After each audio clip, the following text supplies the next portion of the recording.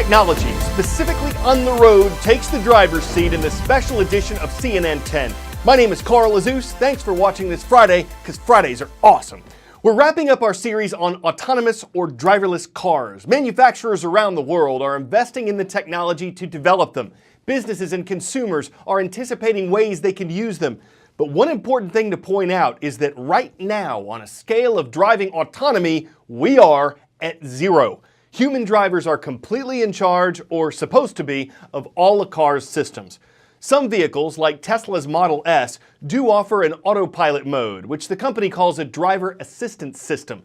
But the technology is still being developed, and it's not meant to be completely relied upon by drivers. A car on autopilot was involved earlier this week in a highway crash with a fire truck. There weren't any injuries. Besides questions about their safety, though, we've talked about the potential of driverless cars to be hacked. We've covered concerns about tracking and privacy. We've explored their possible impact on the U.S. economy. And today, we're giving you a glimpse of what could be the future of autonomous vehicles, their use specifically in American cities, supposing everything goes as hoped by the manufacturers and supporters of driverless technology. Here's Chris Moody. Americans love their cars. Getting my first car was one of the happiest days of my life. And I've loved driving ever since, especially fast cars. Yeah, that's not actually my car, but hey, look, this is my story and I can dream if I want to. But what if I'm part of the last generation to get excited about driving a car? I've spent the past year traveling the country, talking to entrepreneurs, engineers, and test drivers who are building the cars of tomorrow. And when they imagine the future, driving a car isn't part of it. They envision roads full of cars driven by machines, where traffic jams are no more, where the death rate by car accidents drops to zero. The end of car ownership as we know it. Even to the point of human driving one day becoming illegal.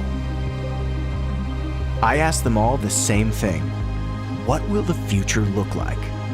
And what will it take to get there? What I found was really exciting, but also a bit shocking.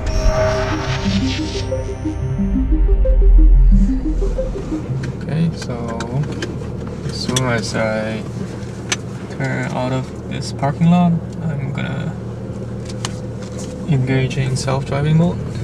Right. So technically, we don't need a driver in the car. So you and I are basically, in a way, just passengers now. Yes. We're test driving a car powered by autonomous vehicle startup Drive AI on the streets of Northern California. It's one of several companies working to utterly transform how we live. This test car could be the prototype of an automobile that not only takes you out of the driver's seat, but creates a future where you might not need to own a car at all. At least, that's what the people building them think. Ownership will probably be abandoned.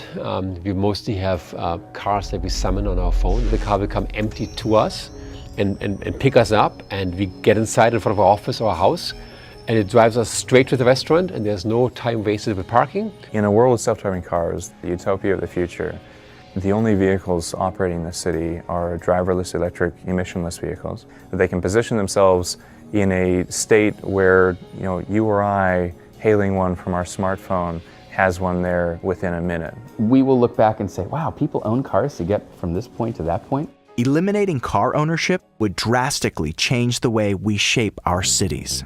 The thing I'm most excited about is the ability on the street to reallocate space away from the storage of vehicles. Right now, cars sit idle 94.8% of the time. I mean, that's staggering. And I think we could literally close 30–40% of our streets to automobiles. You don't need cars on neighborhood streets anymore.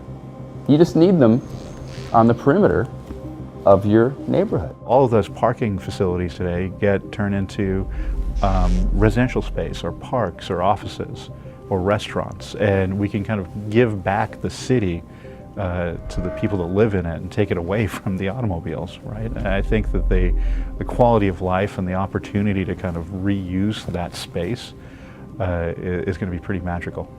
Imagine it, never driving again. The nation of muscle cars, NASCAR, and open road. You're gonna tell Americans they can't drive? Well, eventually, maybe. There may be a law in place that basically says 50 years from now, humans cannot drive on public roads. And if a human does want to drive, you actually go to a private car ranch where you can basically drive to your heart's content. All right, I know what you're thinking. A car ranch? But it's actually not that crazy. Remember, when we transitioned from horses to automobiles, we didn't shoot all the horses. Well, guess what? These car ranches actually already exist. Think of car companies that build high-end sports cars that are meant to be driven by humans, not robots. They're already building driving courses around the country. And yes, they're as fun as they sound. We opened in May 2015. You'll come in, you'll register and meet your driving coach, and then the driving coach will then take you onto the track. We believe this destination that we've created has got a long-term future. Porsche knows that driverless technology is around the corner, but they still want people to love driving, even if they do less of it on public roads.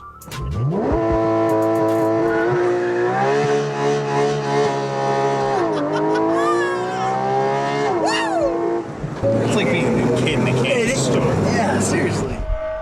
All right, let's get back to the real world. The rise of car-sharing services has already made people accustomed to the idea of not owning a car. Today, human drivers pick us up when we use Uber or Lyft. But that's not gonna last. Autonomous ride sharing is absolutely coming. It is right around the corner, and you'll see it in pockets at first, and slowly and surely you'll start to see these vehicles all over the place. There is an opportunity on a long enough timeline where we may have a fleet that is fully autonomous. As you start to see people adopt to transportation as a service, the hope here is that car ownership will slowly decline. The ripple effect of automation on our cities will be felt beyond just cars. Drones will roam the skies making deliveries.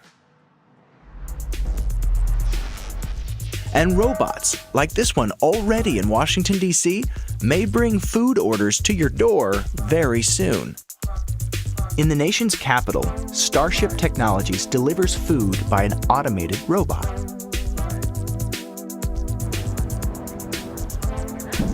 There it is. Hello, robot.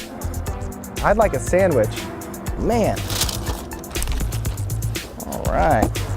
So I just had a robot deliver me a sandwich on the streets of Washington, D.C. It's just in the trial phase right now, but in the future it could be a lot more common. Robots, drones, deliver your hoagie right to your house. All you gotta do is push a button on an app and you got yourself a sandwich. All of these changes won't come easy. Perhaps the biggest fear? What will happen when all these robots get better at our jobs than we are? Will they replace us?